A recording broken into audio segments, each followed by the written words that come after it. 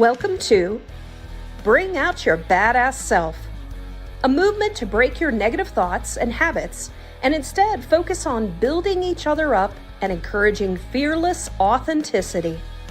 Each week, we will get vulnerable and share experiences alongside our guests and audience. Come rediscover your inner badass self. Good morning, fellow badasses. Welcome. Today is going to be a juicy show. That's because I have a special guest co-host. Deborah Lukovich, PhD, is in the house. Hey. Or as I refer to her in my home, Dr. Deb. And so good morning and welcome back. Well, thank you. And you used one of my favorite words, juicy.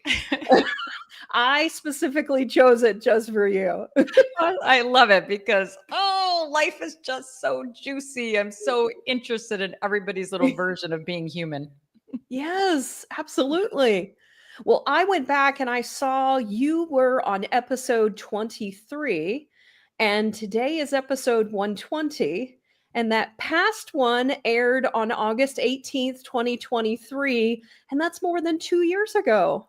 Oh my God. I just texted you that this morning. I was like, I was in the Keys then. I was on vacation sitting in a hotel room. I'm like, was that 2 years ago? I can't even believe it. Wow. Well, congrats. Congratulations. I know. Well, welcome back. I'm excited. And I'm specifically excited because for those that don't know, Dr. Deb is my depth psychologist coach that helps me with all of the things that I deal with in my interesting, messy, juicy, perfect life. All the things you can bring. You can bring a depth psychology lens to all the things. Yeah. Well, I'd like to give a further introduction to you so our audience has a little more context of your background. And so Dr. Deborah Lukovich is a depth psychology coach. She is also an author and the host of Dose of Depth podcast. And she is also the author of Your Soul is Talking. Are You Listening?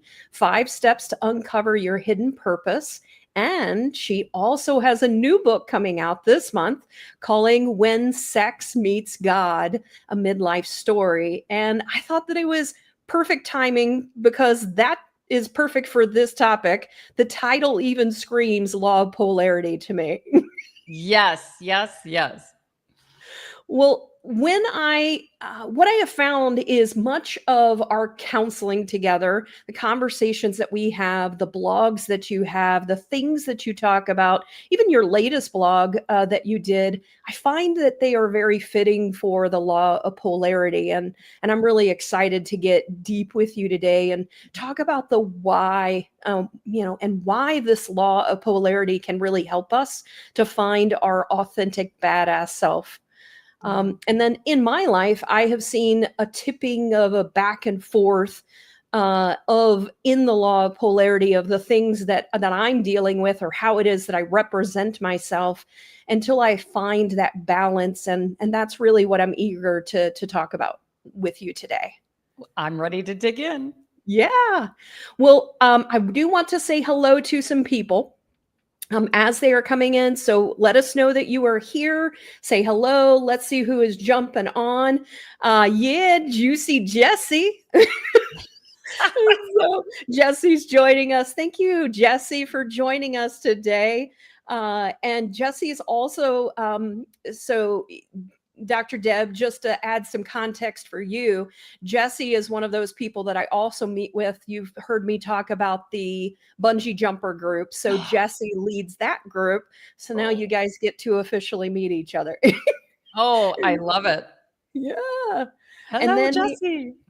Then we also have Heather. She said, hello and happy Friday, badass. Thank you so much for being here. Heather said that this is going to be a very perfect topic with some of the things that she's going on. So she was glad that she was going to be able to join today. We also have Kim joining us. She said, happy Friday to some amazing badasses. Back at you, Kim's son just got married, and so Aw, she just congratulations. celebrated all of that. And our cat's Yeah, joining us today. Professor Langley might join us. I love it. And so Kim was sharing all of the photos of her son and her now the bride. And but I was like, "Where are photos of you?" And so Yeah. she's like, "I don't have Oh. that yet." But she sent me a beautiful snapshot that someone else had sent of her, and she looks so lovely. Oh, oh man, that's a big change in life. Yes, it is. All right, we have Lisa with us as well. Lisa, thank you so much for joining us. She says, Happy Friday, beautiful badasses. So, Lisa actually was previously on as well. She talks about menopause and helping women through that, as well as the andropause. So, for men that also go Mhm. through the things that they go through as well. So, thank you Thank for joining us today. And then we got Jennifer, joining us. She says, Good morning, badass. Sending love from the Sunshine State, love therapists. Those book titles sound awesome. We'll check out What Would We Do Without, it moved on me, without our therapists. Excited for the show. So thank you so much for joining us today, J. Rowe. Heather also added in, I think she's talking to Jesse. Jesse's always juicy, but the level of spice varies. I agree. Oh, spicy and juicy. Those are Yeah. ooh. I like that. All great words. Yeah. So I know our challenge today will probably be finding an ending point because both you and I enjoy talking deeply. Uh, Yes. but I will consciously stay, or I will stay conscious about that as we proceed. So I'll continue to take a look at the time to make sure that we're also staying on track. And so when I first started thinking about this topic and started to think also about the book that you have coming out, I thought maybe we might start there in having you tell us a little bit about the book you have coming up and what it's about, because I thought that it was also a good starting point to start us down the path of polarity. So maybe if you could start there with the new book that you have coming out. Yeah, well, there it is in the title. And just to dig into Jungian psychology right away, Carl Jung, one of the founders of the field of depth psychology, which is the study of the unconscious, he suggested that the most powerful human instincts are sex and religion. Mm, And sex really not meaning always literal sex, physical sex, and religion not meaning doctrine, but religion meaning more a finding meaning in our mm, lives. And religion is those stories are one of the ways that we find meaning for our existence. And sexuality being more of being propelled by a life force. So mm, I refer to sexuality as creative intelligence. So it would make sense that the two most powerful instincts would rub up against each other. And in fact, because we don't really do a good job of offering a framework to discuss these instincts and come into relationship with them, they also show up in very dark ways, right? mm, So we could talk about, sex trafficking and using sex as power over women or men. And then, also the dark side of religion, which is extremism and rigidity. mm, So, why did I write a book about it? Well, I experienced it.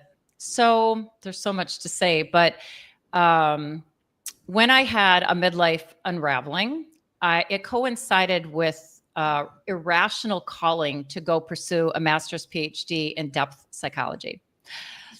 I didn't know why. It cost a lot of money. I didn't know how I was going to pay for it. Didn't know. And that was kind of like it was another depth psychology, Jungian principle of synchronicity, right? mm, So a mhm, synchronicity, and here this still fits into the law of polarity, right? So a synchronicity is when something in your inner world really finds something in the outer world and goes, yeah, that's it.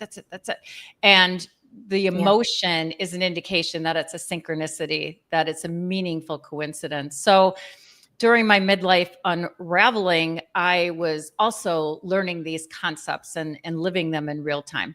So I didn't know this until I was sort of analyzing my own experience of falling apart, that there was this this wound that had to do with the interplay between sexuality and spirituality.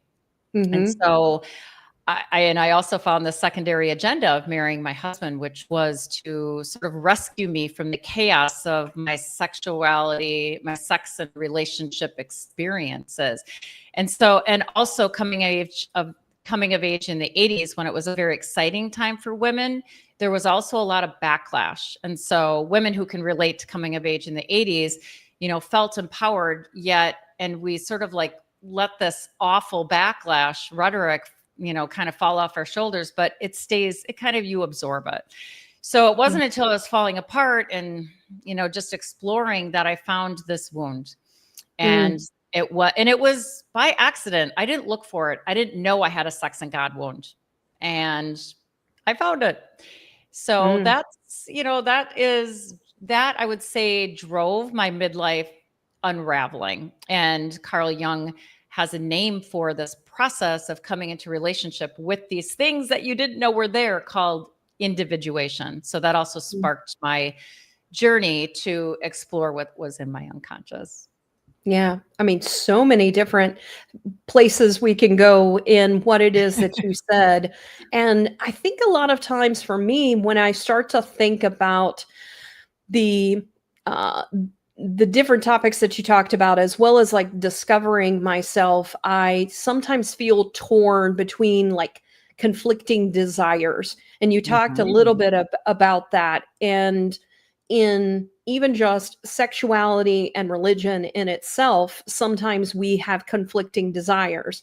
And one of the things that I had to come to a realization of is that I had a negative experience, first and foremost with sex. So I have that thought of sort of perverted way of looking at sex that was added to me. And so I had to find the other side of that. But then in the balance of trying to find my sexuality and find it in some type of positive way, I still was also doing it in a not so healthy way as well. But I think from that's where I ended up finding the balance, because I was like, oh, this isn't healthy either. Like I still was going to what I thought was the opposite, but it was really on the same line of continuum, until I was able to truly find like sex is something you should desire. So, sex is something that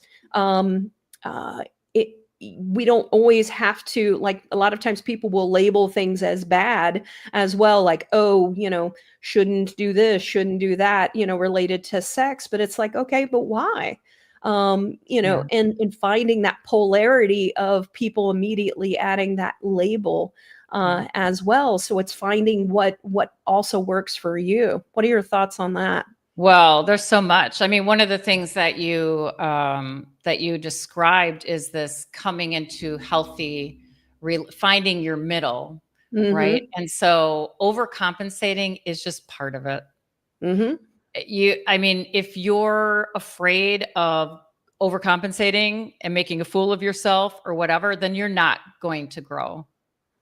And so, we can't pursue transformative growth in the same way we can pursue a degree at college. It just doesn't happen that way. So, to overcompensate in order to find your moving the Overton window, that's actually a great metaphor. What you thought was bad wasn't bad. Now what's bad is something else. And who gets to decide that, right? So when people judge the shoulds, that really is them projecting their own discomfort. And so often, we will allow that to impact us emotionally, and we'll react to it and we'll feel hurt, when really their judgment is just a reflection of their own discomfort with the topic. Yeah. So who's to say they're not even comfortable with the topic. So they're right away want to say that's wrong. The other thing is that what I make clear in my story is that we mostly misunderstand the meaning of sexual attraction and arousal, because it doesn't necessarily mean you have a desire to have sex with someone. So think about it. Think about all the guilt there is, right? You're at work and you're working with somebody and you're on a project, and suddenly you're like, oh my gosh, what is happening down there? Like, no, that's so wrong. I work, he's married, I'm front. Well, oh my God, what is happening to me? And this is why I refer to sexuality and sexual arousal. Sexual arousal is a gift from the divine. You can't make yourself be aroused. You can create conditions that contribute to arousal. So to be aroused is amazing. It doesn't mean you necessarily want sex, right? So Barbara Marx Hubbard, actually, she writes about the evolutionary man and woman, in that they create not literally a baby through sex, literal sex, but they create. And so I remember the first time that I became aware of this. I was studying depth psychology, so I was attuned, I was alert to odd things and bringing a new lens to them. And I was meeting up with a colleague. So I had worked on his campaign as when he ran for mayor. We were in a leadership program together. I really admired him. And we were both passionate about social justice. And so I'm having wine, he's having a beer, we're talking. I don't even know what we're talking about. And all of a sudden I feel aroused. And in my head, I'm like, what is happening to me right now? Whoa, what is going on? Am I attracted to this man? No, I can't be attracted to this man. And so inside I'm having a little tennis match. And so I imagine kissing him. And I'm like, no, I'm actually not attracted to this man. Why am I aroused? And it was really because of what we were talking about. So it was the idea, it was the two of us were engaged in a really powerful, intense, like inspiring conversation. And so, right, transcending, right? So there was opposition. What was the opposition going on? But because I didn't reject it, I didn't resist it, I played with it, then I discovered like that transcendent third Carl Jung talks about. This is the process of reconciling the opposites, is being able to hold the tension between what you believe is an opposition, but really isn't. Well, and this brings up so many images for me, even related to like dreams. So not only can we do this when we're not sleeping, we do this also when we're dreaming as well. And it's been interesting to talk to you about even some of my dreams and things like that. And I'm like, wait a minute. So one of the, maybe let me back up. So every time an individual shows up in a dream, you have taught me that this is also a representation of myself, that the person that is showing up, if I know them, they're actually still related to me. They're not necessarily that other person. Right. They're just a part of me. So something about them is what I desire. So what is that? But then when a bad, quote, bad person shows up. So for example, Diddy showed up in one of my dreams and it was a sexual dream. And I was like, whoa, wait, Diddy's me? Like, what the hell? Like, what does this mean?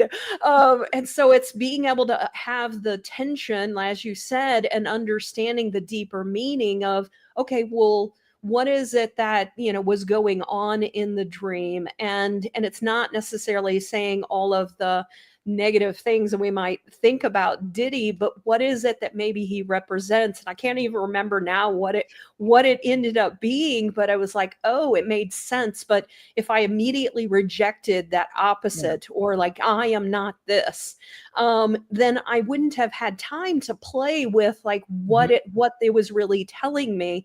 And that's where I think the law of polarity, or looking at the opposites of things and really saying, okay, well, the things that I believe in life, where is that on the spectrum of the opposites? And asking questions like, well, what does the opposite mean? Or what does the opposite think? I think that's where we could really benefit in life, is to say, what is it that I believe? Where do I feel like I'm at on that continuum from a polarity perspective? And then if I were to think the opposite, what would that mean? And why is it that I think that that also might not be good, or I, think that it's bad? So asking yourselves that question allows you to really understand more about yourself. Well, I like the words that you use, continuum and spectrum. Mm-hmm. And even the word opposite is problematic right now, because opposite implies like there's a good and a bad. Yes. And so I prefer to think of, and we have a disease right now about, well, I mean, we're actually about to expand consciousness. So Yep. that is the indication of that, is this sort of either or thinking that's climaxing, because we have to transcend the either or thinking. But and I like to look at things as like dark and light, Mm-hmm. because dark isn't necessarily bad, Right. right? So, the mother character, there's a dark side to mothering, right? Yeah. There's the dark side is Mm. she can be violent, she can be vengeful, She could she be can be overbearing. protective, she can be microman. But even that is like, okay, did I go too far in my Mm-hmm. love? I mean, there's a great, like, there's a mother can feel like a vampire to her kids, sucking her Ooh. blood because she needs them to prove that she's a good mother, right? So, yeah, so I like Mm. to think about it that way. And the Mm. Diddy dream, yeah. So, I mean, the other thing is like, what happens is our psyche will grab a hold of an image to elicit an emotion, to get you to explore something. So when sex shows up in dreams, for many people, there's shame involved. And Mm. so your unconscious is saying, okay, what is it that you feel shame about that needs to be explored? It's not saying you should feel shame. It's saying, okay. And sometimes the shame you feel about something has nothing to do with sex. It has to do with, for example, let's say let's say you feel shame when your boss scolds you.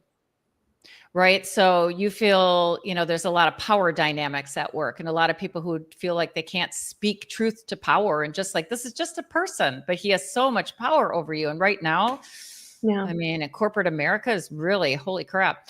And so then if that person's association with sex is like shame, Mm-hmm. that's all your unconscious is doing. It's like not even about sex. It's about connecting the emotion that is being brought up in you when you're in certain situations in a certain situation with like an authority figure, for example. Yeah. So I remember when my sister showed up in my dream and she was pleasuring me.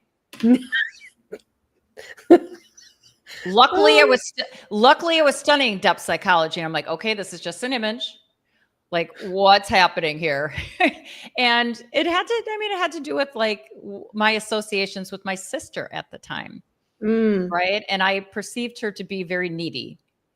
Oh, no, wow. Look at what a judgment, what a projection for me. Right.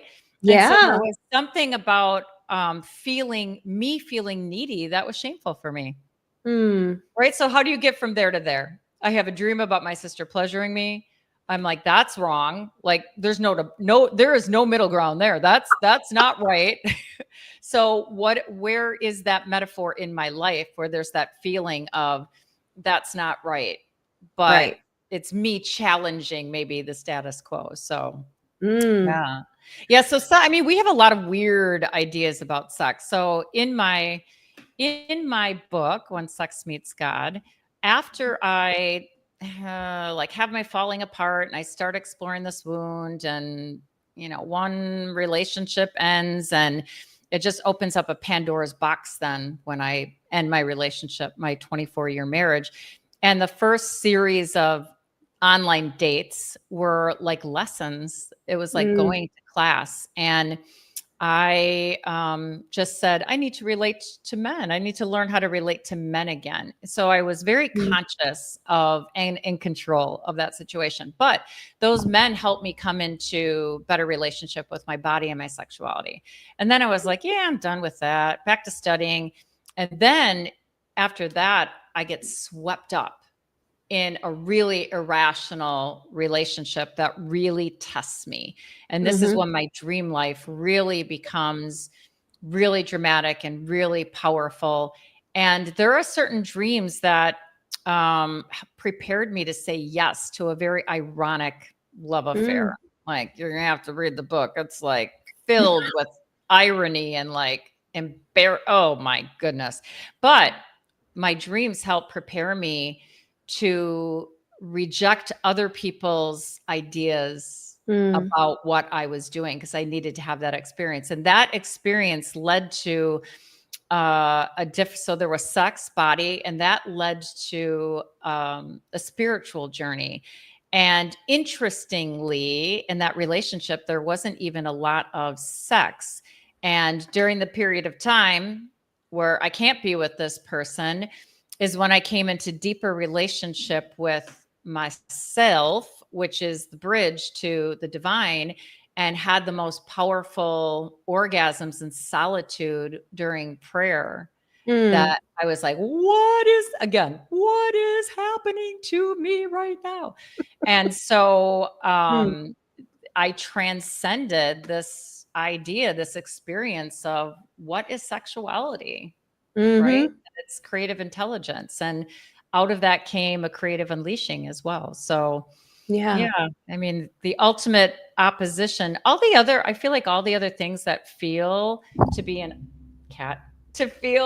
opposition are different versions of that, because we can look at sex and God is spirituality, God is the spirit is masculine, words, that sort of thing. And sex is the body and the feminine and the unconscious. And so all the other things that seem to be in opposition, kind of like you could say fit into this masculine, feminine sort of thing. So yeah.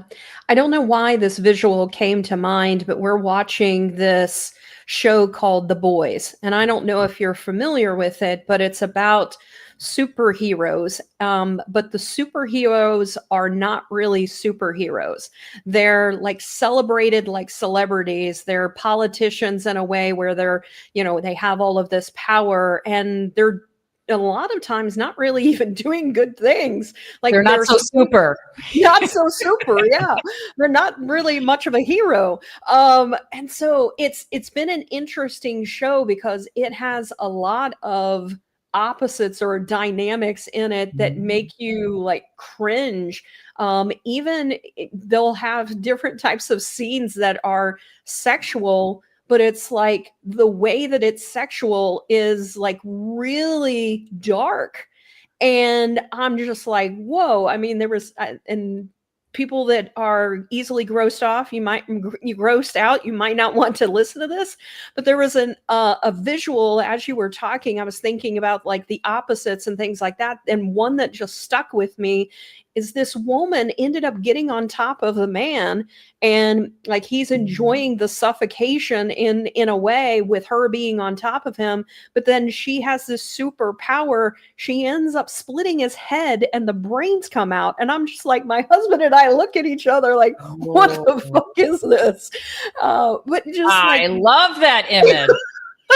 And so like that's what was coming to play for me as you were talking. I was thinking back what is the metaphor? She effed his brains out. Yeah. Oh my god. Now so what does that mean? That's perfect. That's perfect, actually. Well, and she got off at the same time. See, this is how the unconscious works. You're like, I don't know why this is coming up, but and then it takes us somewhere. It's very meandering. So if you think about the brain, the masculine, and that we live in a one-sided masculine, the natural masculine, the healthy masculine is not dark, right? and the healthy masculine or feminine is not dark. But when one of them is valued over the other, then it becomes dark. Really, that's a great image of of really needing to I mean, it's a great image, right? It's like we need to come back into relationship with the body, with the feminine. It's been very denigrated.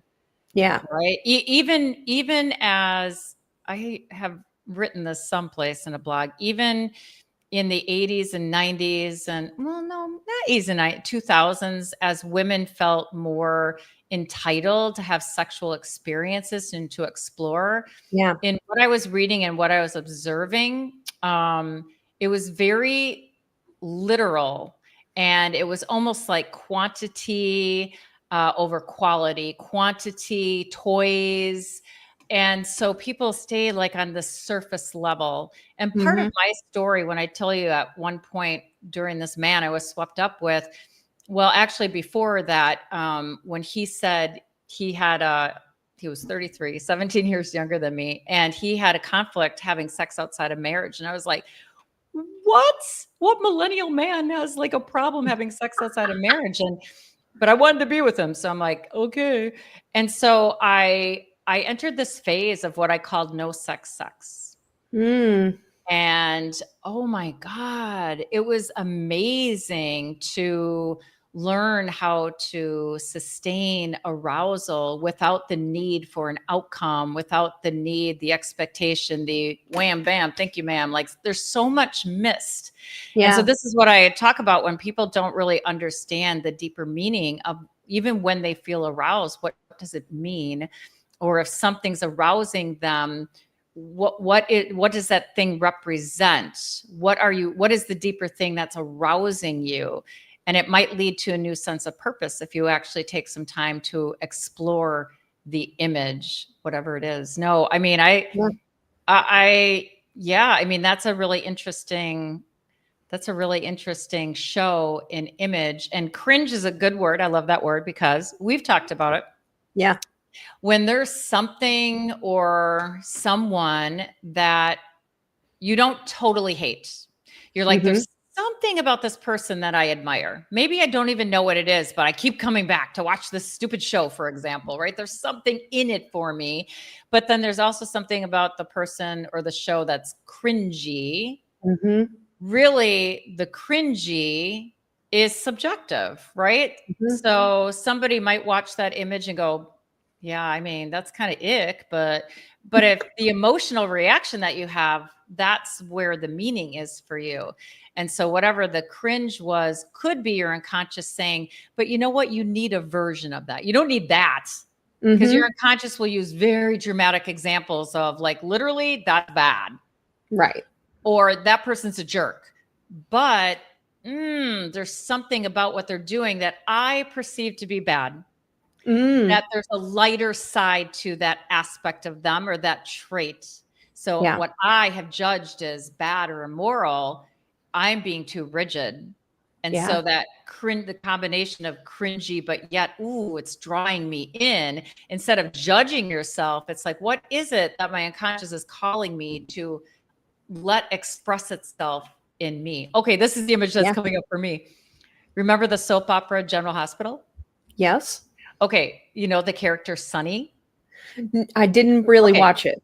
Oh, okay. So for those who came of age watching General Hospital, so Sunny is like, he's like a bad guy. I mean, this is so old. So this is really good writing when I think about it. He's kind of a bad guy. We don't know what he does on the side, how he makes his money, but he owns a club and it's a strip club. So we hate him, right? And then there's this other character. She's like a senior in high school. I'm going to assume she's 18, but she's young and has got crap in her background, just crap. And she's so repressed because she's so worried about maintaining her persona that she splits off and at night, leaves and goes to this club and becomes a stripper. And then she starts having, and so Sonny owns a strip club. And so he kind of becomes a little bit of a father figure, but yet like, he's like, yeah, make money at my strip club. Right. And so it's a real, think about the opposites, right? Good girl, bad girl. And then there's the lighter side to Sunny because he is, protects her, right? Even though she's like, that's protecting her. But, you know, so there it is, right? There's the subjectivity.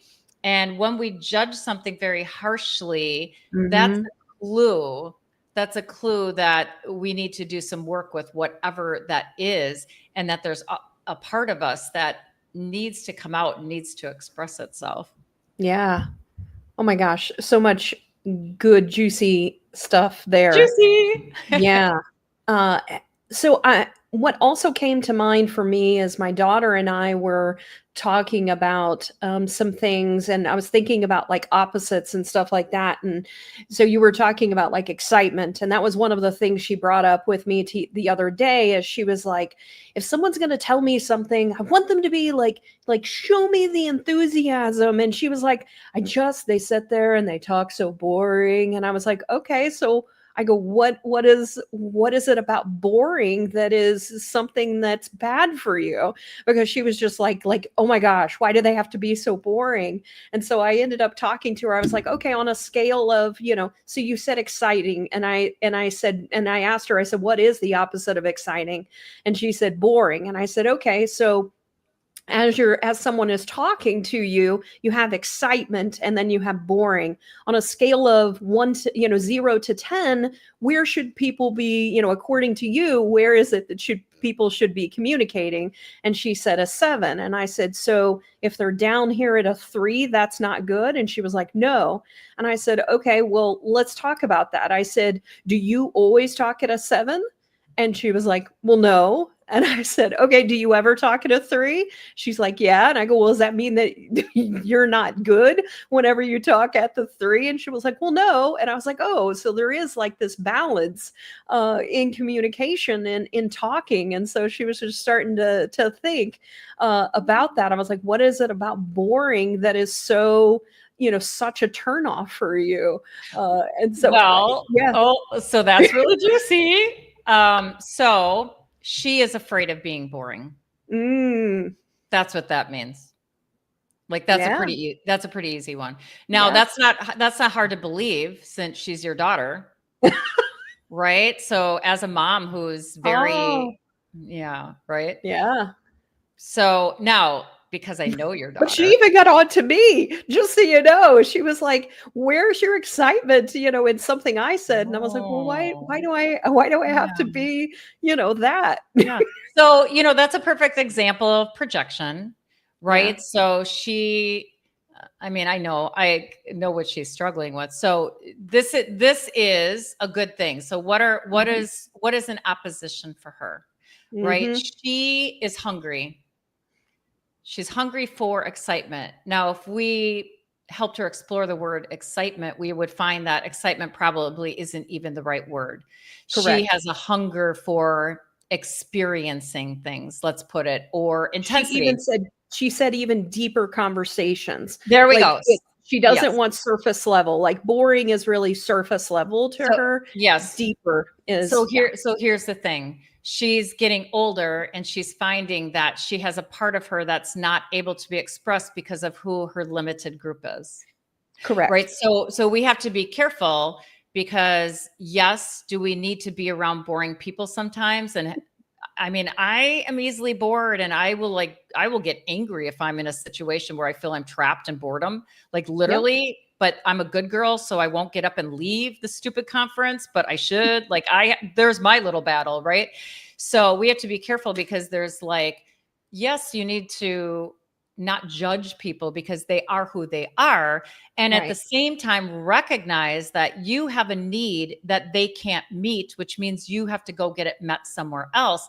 And then for somebody at her age, that causes friction because the friends thing is difficult. So, she probably needs to start finding other people that meet her intensity, but then that can feel like she's rejecting or she's being rejected because they don't match anymore. I mean, It's see how more complicated it is? it's more the latter, and I've talked to her about that. I'm Yeah. like, well, it sounds like you need to go and explore and seek out some other people as well. Like she has one particular friend that she loves having that conversation. Like she is deeper, and she loves that, but she also really wants that person to herself in a lot of ways. So sharing her with other people, she's like, wait a minute, like now I don't have anybody.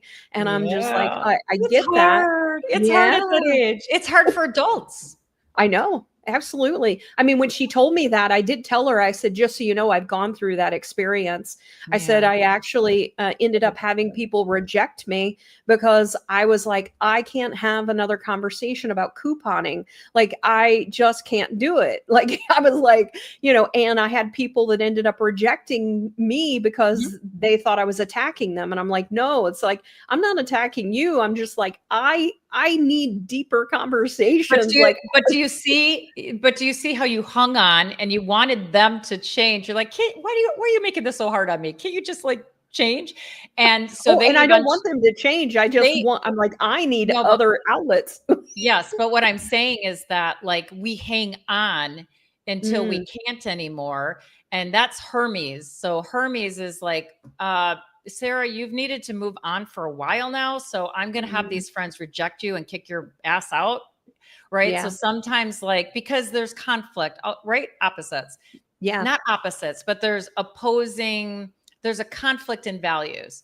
I'm a good friend. I mean, I have a client right now who she got swept up in an experience, and and in that experience she connected deeply with some people, and they were all kind of going through the same thing, and now they're sort of on that path, but now she's moving from that path, and so there's a conflict because they meant a lot to her, but she is sort of outgrown where they are and she needs to move on, but also she has these ideas of what should I do? What shouldn't I do?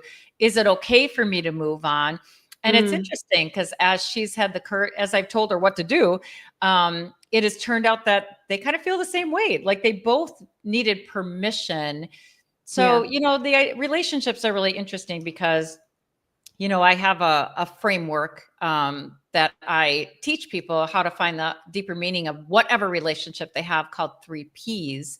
And, I think the purpose of relationships is always psychospiritual growth. It's not about whether a relationship lasts. Even marriage, that's just a man-made idea, honestly. Like, I don't know, show me proof that God said you must stay married. I mean, that's just a man-made thing. So, we're the ones that have to suffer through figuring out whether we can stay in a friendship or a relationship.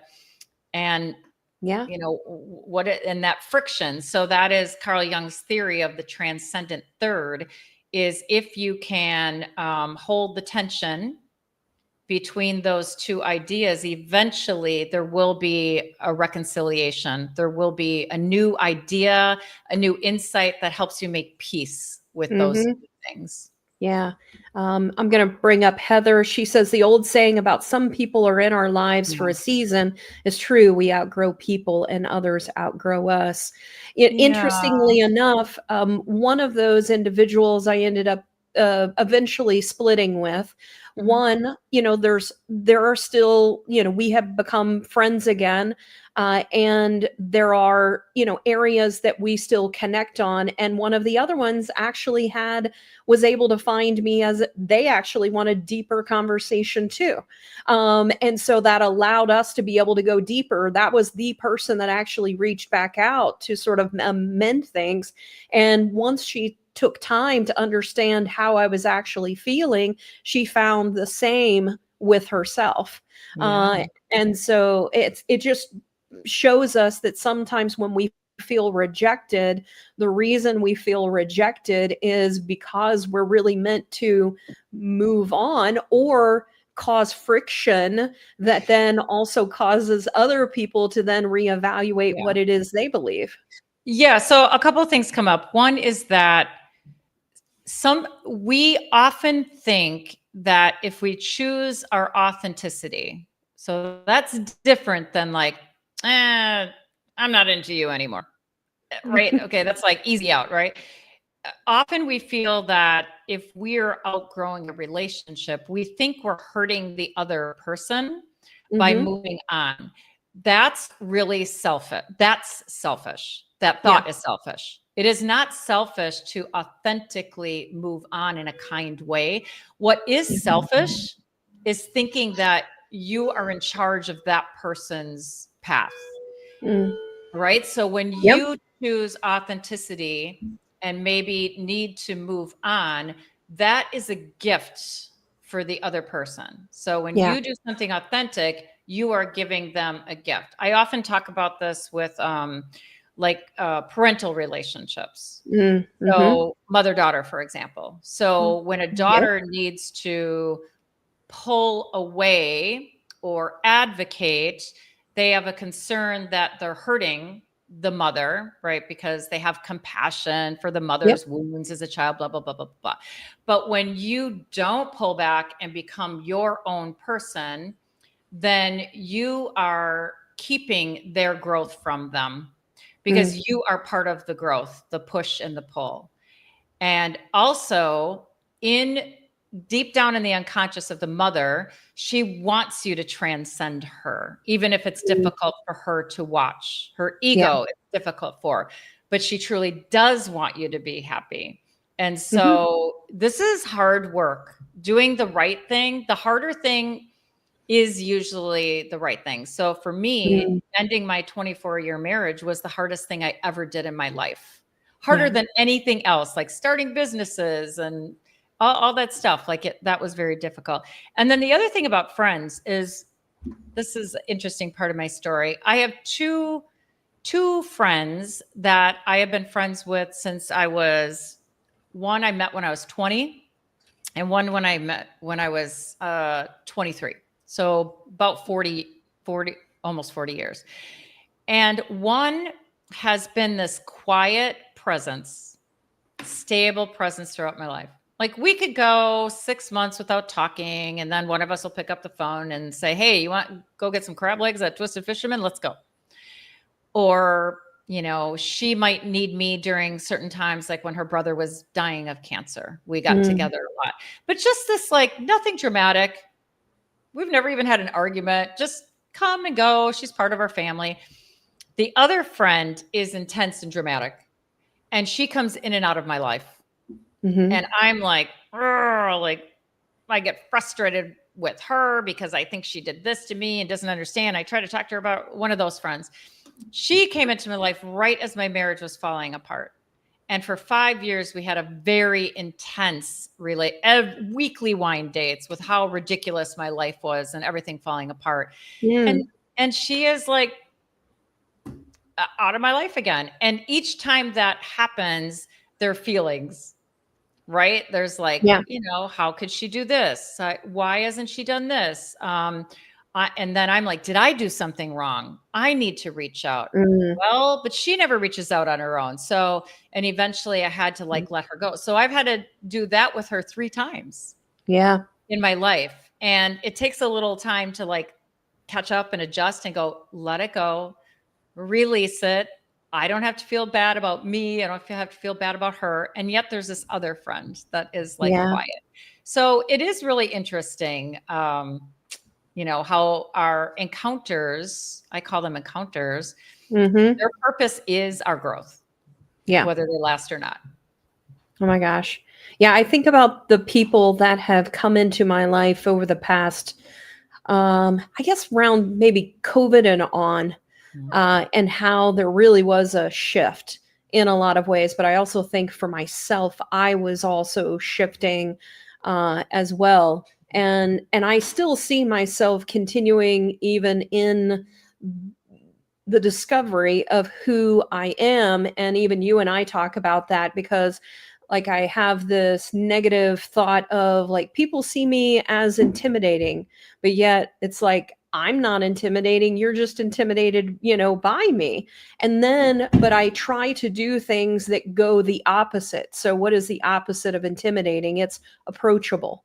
So then do I end up becoming too far on the other side of the spectrum where I then have people walking over me or taking advantage of me or things like that, where I've continued to find that balance. And then, even as I've dealt with things even recently that I'm like, wait a minute, in that moment, I could have been more direct. Like I could have been like, this is not acceptable. Instead, I ended up backing away and continued to try to, figure out how we could deal with whatever the situation was, when in actuality, it did require a little bit more assertiveness, like, and immediately saying like, this isn't acceptable. So it's interesting in the dynamic that sometimes we even play because we're so maybe unconsciously still like, oh, I don't want to be known as intimidating, but it's like, why? Like, that also is a strength. The question is, why do you care what other people think? It's more like right? In the, absolutely. That is also, the question. It's also how people then start to treat you as well. Well, right. So we do train people how to treat us and what's acceptable. So, I mean, that's a really juicy example. And I think there's also like there's constant knee-jerk emotional reactions and then the words that come out of our mouth. So our ego is wounded. If there's emotion, so for example, the fact that you cared that somebody thought you were intimidating, well, that's your ego. You were hurt because somebody's intimidated by you. Other people might be, cool, I like that you're intimidated by me. Absolutely. Okay, right. So one of the things that like I try to get people to do is explore the words that they're using or other people are using. So the first thing that I would ask if somebody said, I find you intimidating, I would say, well, what does that mean? What does it mean to be intimidating?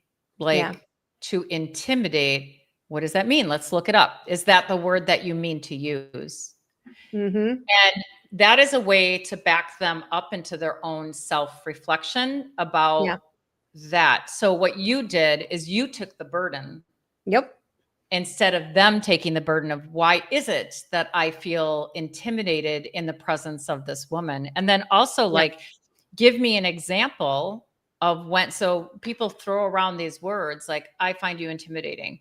I would want to say, oh, okay, what do you mean by that? And what's an example of where you feel that I intimidated you? And they probably can't answer the question. And that's what needs to be explored. And then you also can, so you give them a gift by putting it back on them. And then also, if they are able to answer the question, maybe they're objectively right. But if they have emotion, they won't be able to answer the question. So therefore, that's their issue. If you have emotion, then you do have an issue with this idea, this fear of being intimidated, because what does that say about you? Right. Absolutely. So we could switch that up and play around with that. And it's, are you intimidating or do you have a big presence that causes people to walk on eggshells around you? Okay. Is that your problem or their problem? Or do you each have a piece of that? But if you're the more conscious person, you can turn that opportunity, that little complex that got triggered by them. So like if they had the emotional reaction, that's their issue. If you also had an emotional reaction, then you have a mutual complex at work. But because you are junior depth psychologist, more is expected of you, Sarah. So I hear you. I'm still figuring it all out. You could say, well, oh, wow, that's interesting. Can you tell me more about that? Like what do you mean by intimidating? Can you give me an example of where I was intimidating? And how you ended up feeling and the emotions you felt are valid. But what is the deeper root of the emotion that you felt? And what was the emotion you felt? What is your experience of being intimidated? Does it elicit fear? So then that goes back to, it's never about the thing, and it wasn't about you. It was about something in that person's past. Yeah. But, many people don't know how to have that kind of conversation. But I think just stopping with the word, like, what do you mean by that? Help me understand. My manager, we used to say, help me understand like this action you took, or help me understand like your position. Yeah. So I love that. Yeah. Oh my gosh, so many good, juicy things today. I guess as we continue to explore polarity, we also talked about, as we were putting things out there, we were talking about things related to even wounds. And we're sort of talking about that, but that the childhood wounds that also end up impacting us, and how we might see the polarity there as well, as we're exploring ourselves. And I don't know if any images or anything comes to mind. For me, one of the things that comes to mind as I start to explore things in the past, it really has to do with feeling empowered.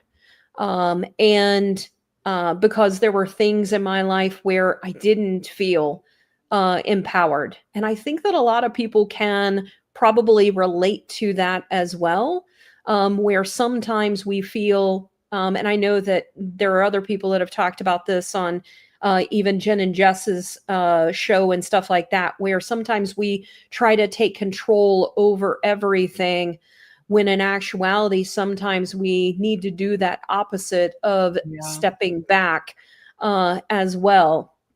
And I was thinking about like some of the polarities that sometimes I've seen in my life.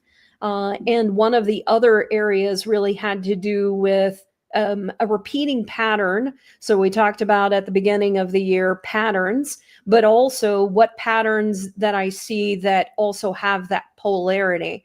So as an example, in my life as I was growing up, I was also the counselor. I was the person that was coming in to sort of fix things. Well, then how does that fixing end up impacting you later in life? In like, you feel like you are the fixer, so you focus on, oh, I see the things that need to happen. So you sit there and you're focused on being the fixer, but you're also keeping people from growing or learning how to fix things themselves. Well, also being the fixer out there means you're avoiding in here. When you are identified as, I swoop in and I fix things because either I had to as a child, right? Then you end up doing the opposite for yourself, right? So it's a deflection. It's interesting. I've seen with my clients, my women clients, that will be making some kind of progress as they're exploring themselves.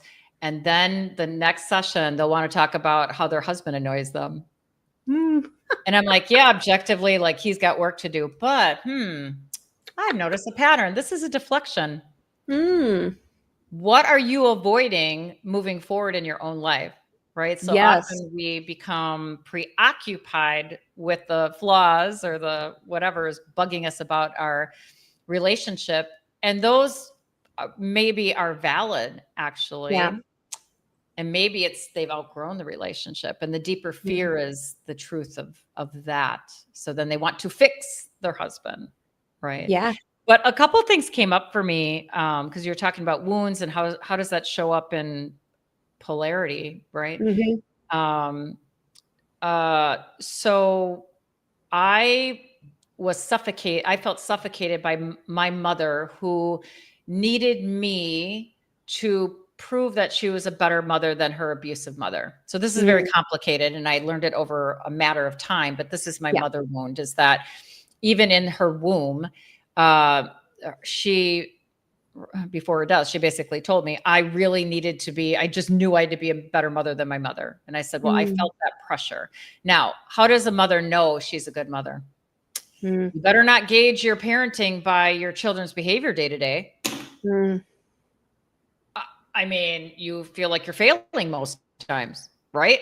So, but that's all she knew, was my very presence mirrored back to her sense of worthiness about a parent. That's a lot of burden for me, right? Mm-hmm. So, so I felt this need to escape, as if I was I was escaping from prison, and I saw my ticket as independence and money. So by 12, I had a babysitting dynasty. By 16, I could put $2,000 down in a car. I worked in a dental center, working, being an entrepreneur, had a dream of owning a little building, being whatever. So I saw that as my, now, how did that show up then as too one-sided? Number one, I had a very difficult time asking for help because I thought that was weakness. So I actually had to have somebody reframe that for me. You're not asking for help. You're not asking for help. You're accessing resources. And I was like, oh, cool, I can do that. Okay. So that helped me there. But I did not show anybody my vulnerability. I had quite a strong professional persona. I don't think I even showed my own husband my vulnerability until we were married for 15 years. Yeah. So, right. So what are those opposing things? The idea of being independent seemed to be in conflict with being softer, being needy, right? I like, she's so needy. That's bad.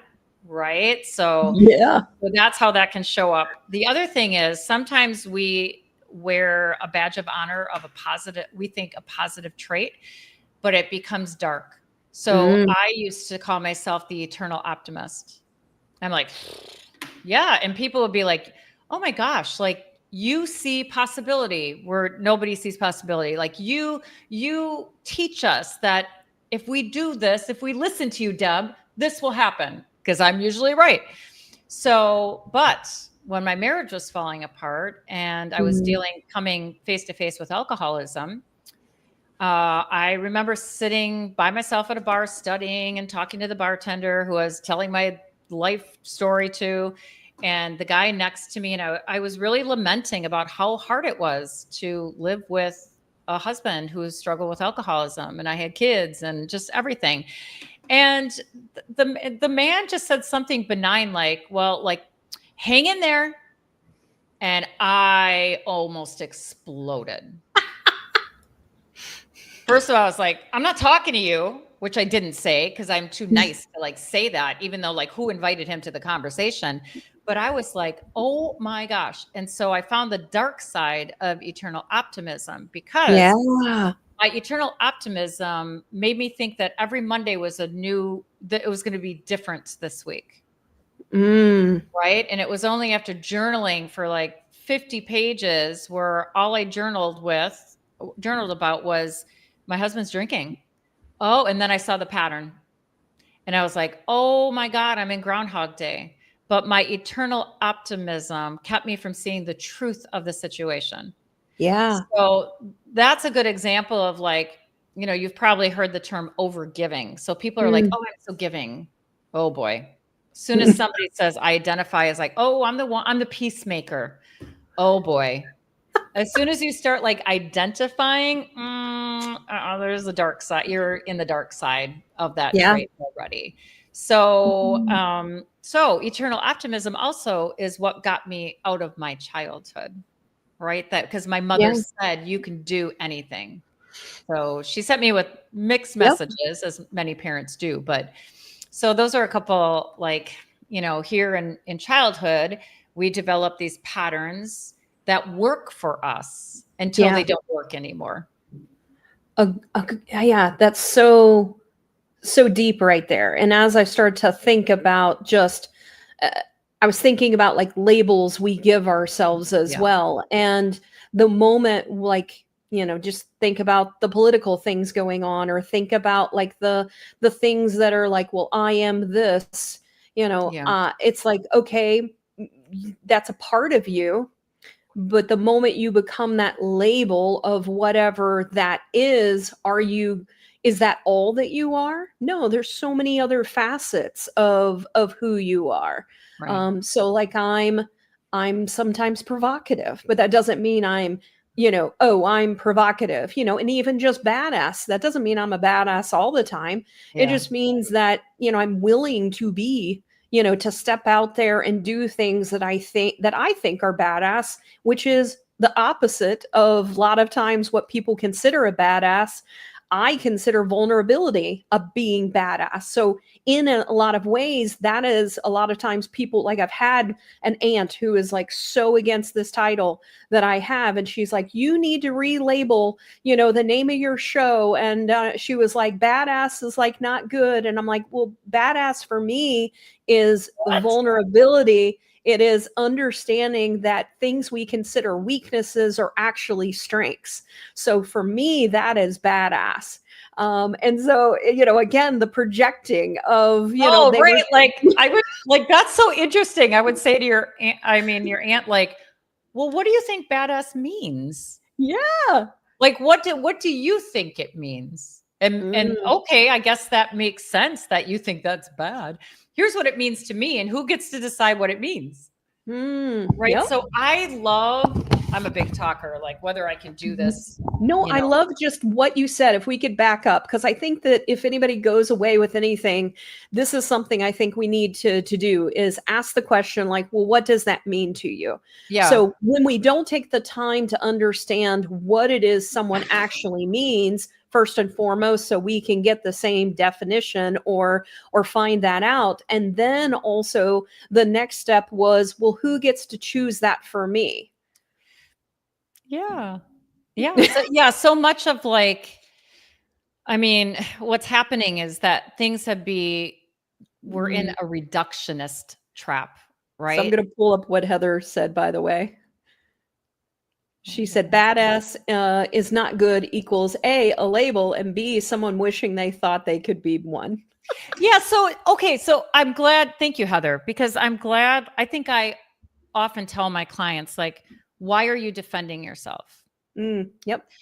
Okay. Where really it's, okay, why is this a problem for you is the better question. But why do we defend ourselves? That's our inner insecurity coming out. Yeah. Right. So yes, I would love if people took away, like when you're in a situation and somebody makes a statement, it may bother you or not bother you. You could just you could experiment with this. When somebody makes a statement, because lots of people are making statements. I make them too. I had to apologize about something the other day. So I'm like, oops. Yeah, I didn't. Yeah. Wow. I came to a fast conclusion and I shouldn't have. So, but when somebody makes a statement, I think now is the time. See, this is the time in these chaotic times that the philosophers, the intellects, the creative people, the artists, they deconstruct things. And we need to sort of unravel things. So yeah, like, oh, that's an interesting word that you use. Like, what does that mean to you? Do you see that I'm not judging by asking the question? Yeah. I'm just like, oh, that's fascinating. I have some clients who are evolved enough in their consciousness that they don't get triggered by other people that trigger other people. And I'm like, ooh, let's play with this. Let's play with this, because the only difference between you and the other people that shall go unnamed is a sense of consciousness about our capacity to be that. So for those of us who think that we're self-righteous because we're on the right side, that's the danger zone. That's the danger zone.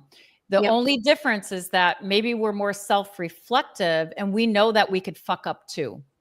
Oh, can I use that word? Yeah, absolutely. That's the first time I've said it. Oh, I love using that word. There's research on how good using that word is for you.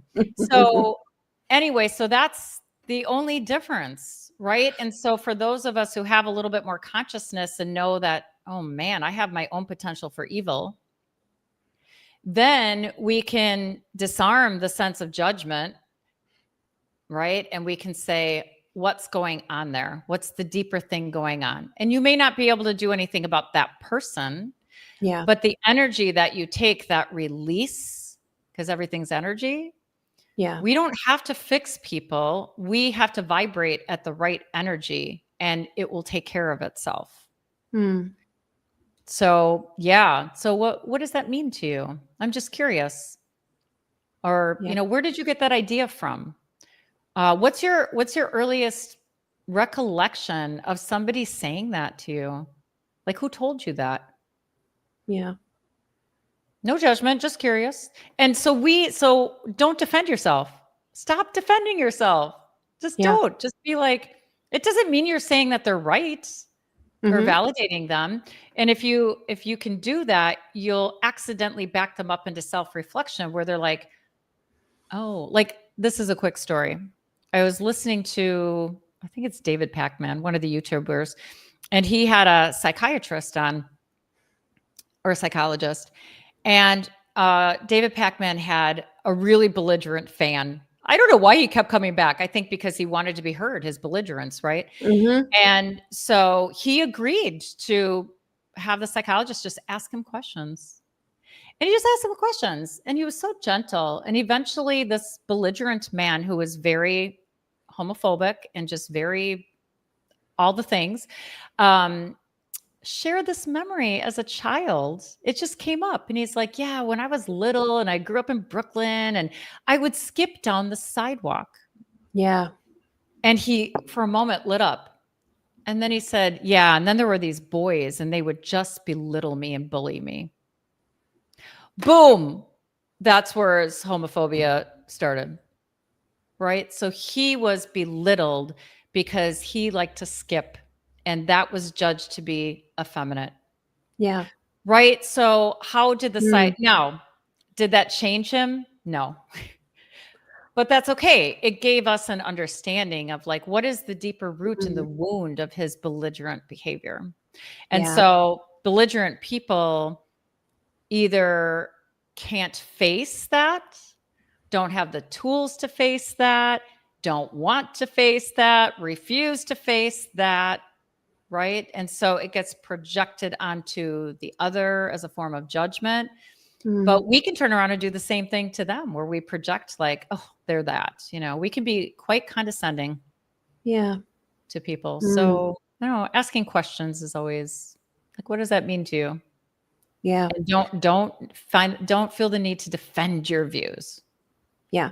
I'm still learning that piece for me. So that is one of the things that I'm continuing to, I think in a lot of ways I've continuing to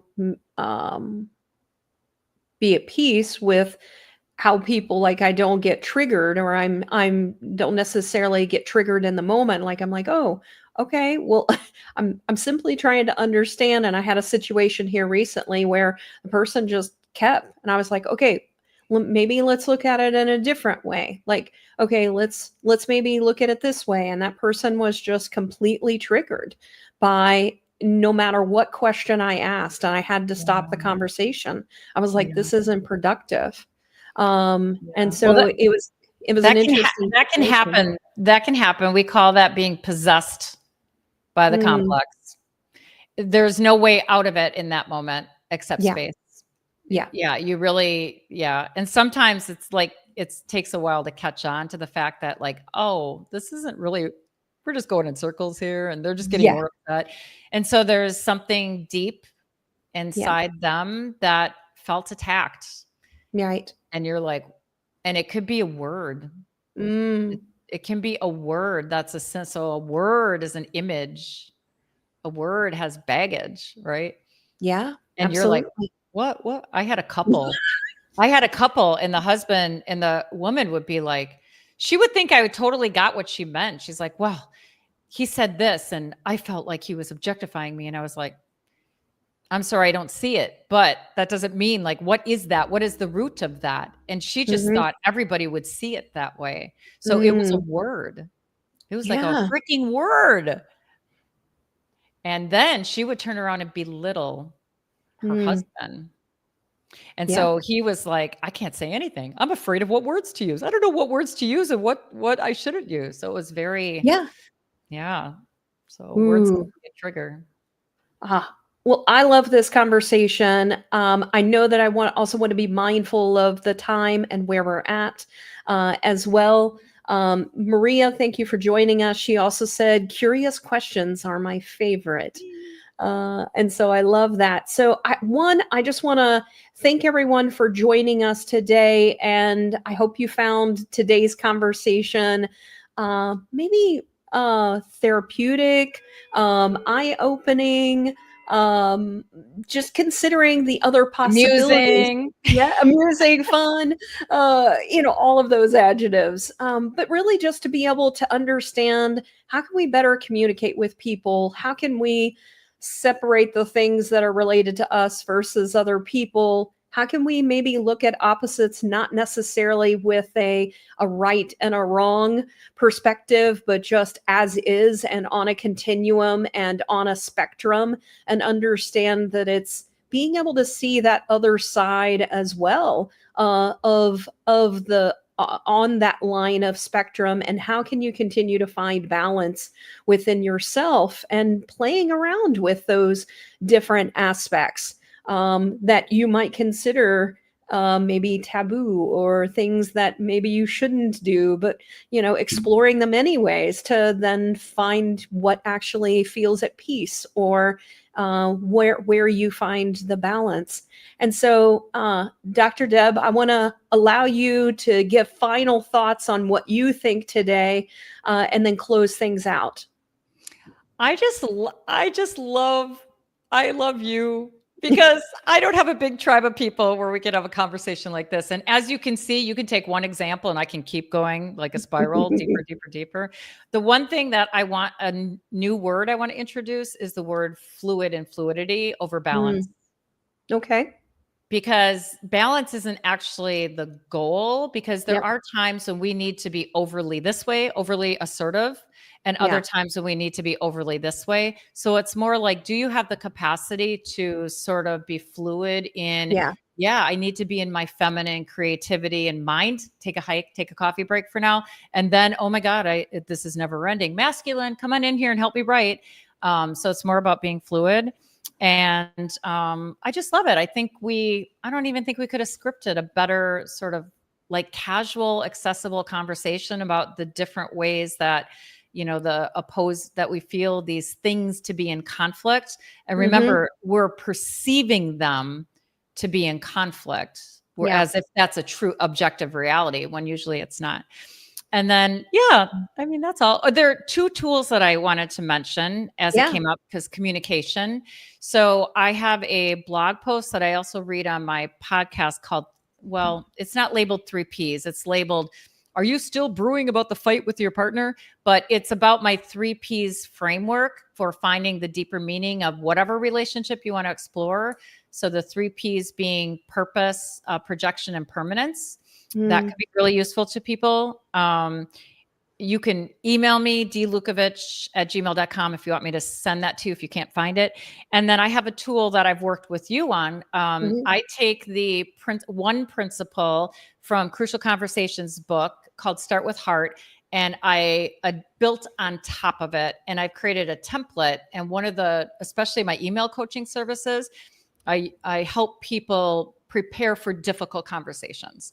And that you can get on my resources page for free. You can just download it. And then I also have 2 videos that I did about that tool, one on difficult people and one particularly on with a deeper depth psychology perspective of what's going on there.